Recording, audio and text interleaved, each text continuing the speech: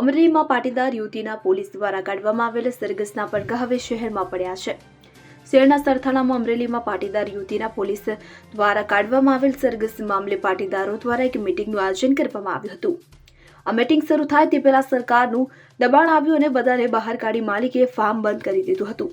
આ મીટિંગ ભાજપના નેતા અલ્પેશ કથિરિયા લેવાના હતા ત્યારે ફાર્મ બંધ કરી દેતા રોડ પર 5 મિનિટ મીટિંગ કરી રણનીતિ ઘડવામાં આવી હતી. અમરેલીમાં લેટર કાંડમાં યુવતીનું પોલીસ દ્વારા સરઘસ કાઢવામાં આવ્યું હતું, જેને લઈને પાટીદાર સમાજના યુવાઓ દ્વારા ગતરોજ શહેરના સરથાણાના ફાર્મમાં પાટીદાર શ્રી અસ્મિતાની લડાઈ સ્લોગન અંતર્ગત મીટિંગનું આયોજન કરવામાં આવ્યું હતું. સાંજે 7:30 વાગ્યે મીટિંગની જાહેરાત કરી હતી અને 1.5 કલાક પછી 9 વાગ્યે ફાર્મમાં 500થી વધારે લોકો ઉમટી પડ્યા હતા.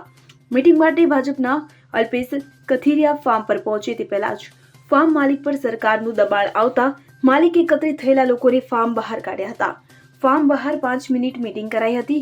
ત્યારે હવે આ મામલે શુક્રવારે રણનીતિ ઘડવાની જાહેરાત કરાઈ હતી. નરેશ સિમરણ સાથે સીન 24 ન્યૂઝ, સુરત. હવે જુઓ દેશ દુનિયાની તમામ ખબરો તમારી આંગળીના ટેરવે. ઉઠાવો મોબાઈલ અને Google Play Store પરથી ડાઉનલોડ કરો અમારી CN24 ન્યૂઝ મોબાઈલ એપ.